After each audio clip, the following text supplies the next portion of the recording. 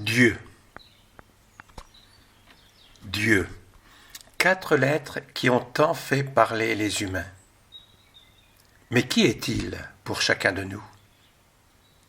Jésus posera la question à ses disciples sur son identité. Pour vous, qui suis-je?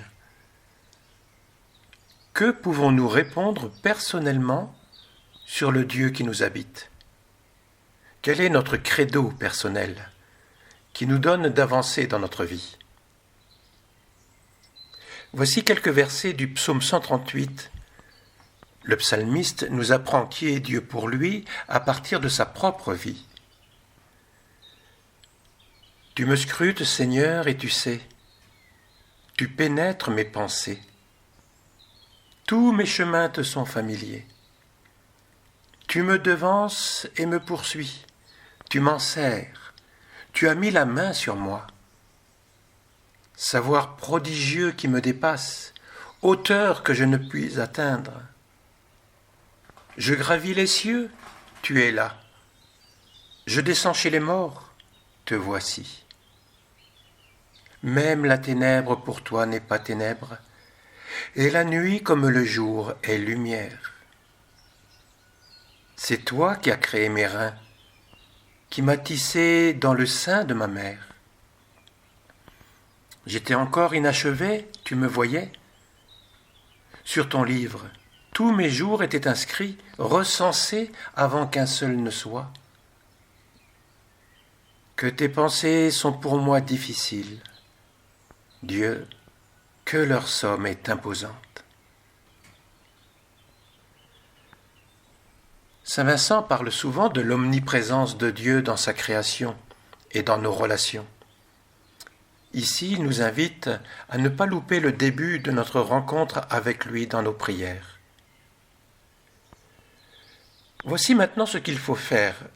D'abord, se mettre en la présence de Dieu.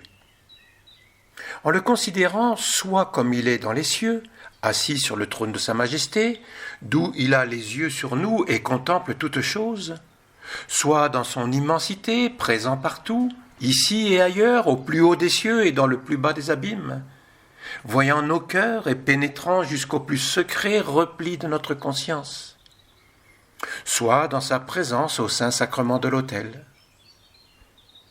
Ô Sauveur, me voici, chétif et misérable pécheur, me voici au pied des autels où vous reposez. Ô Sauveur, que je ne fasse rien d'indigne de cette sainte présence. Soit enfin en nous-mêmes, nous pénétrant tout entier et logeant au fond de nos cœurs. Et n'allons pas nous demander s'il y est, qui en doute. Les païens eux-mêmes ont dit « Dieu est en nous et les actions du ciel le sont aussi. En nous, cet esprit est venu du ciel. » On ne se questionne pas sur cette vérité. Tu es en nous, Seigneur, rien de plus certain. Il est très important de bien faire ce point, de se bien mettre en la présence de Dieu, car de là dépend tout le corps de l'oraison. Cela fait, le reste va de soi-même.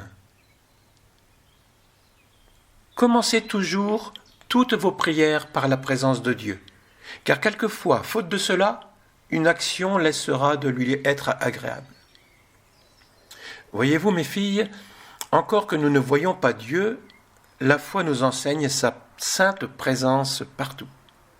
Et c'est un des moyens que nous nous devons proposer, que cette présence en tout lieu, pénétrant intimement toutes choses et même nos cœurs, et cela est plus vrai que de vous croire toutes présentes ici, car nos yeux nous peuvent décevoir, mais la vérité de Dieu, en tout lieu, ne manquera jamais. Un autre moyen pour nous mettre en la présence de Dieu, c'est de nous imaginer être devant le très saint sacrement de l'autel. C'est là, mes chères filles, que nous recevons le plus cher témoignage de son amour. Aimons-le bien et souvenons-nous qu'il a dit, étant sur terre, « Si quelqu'un m'aime, nous viendrons en lui », parlant de son Père et du Saint-Esprit. Et les âmes seront conduites par sa sainte providence comme un navire par son pilote. Plaise à ta bonté, Seigneur Dieu, nous donner abondamment ton esprit, qui n'est qu'amour, douceur, suavité et charité, à ce que, par la pratique de ces vertus, nous puissions faire toutes choses en la manière que tu désires de nous. Pour ta gloire, notre salut et l'édification du prochain. Et moi, quoique de tous les hommes le plus rude et le moins doux, je ne me lasserai pas, me confiant à ta miséricorde divine, de prononcer les paroles de bénédiction. Et je te supplie de tout mon cœur, qu'à mesure que je les prononcerai, que tu remplisses nos cœurs de tes saintes grâces. Au nom du Père, et du Fils, et du Saint-Esprit. Amen.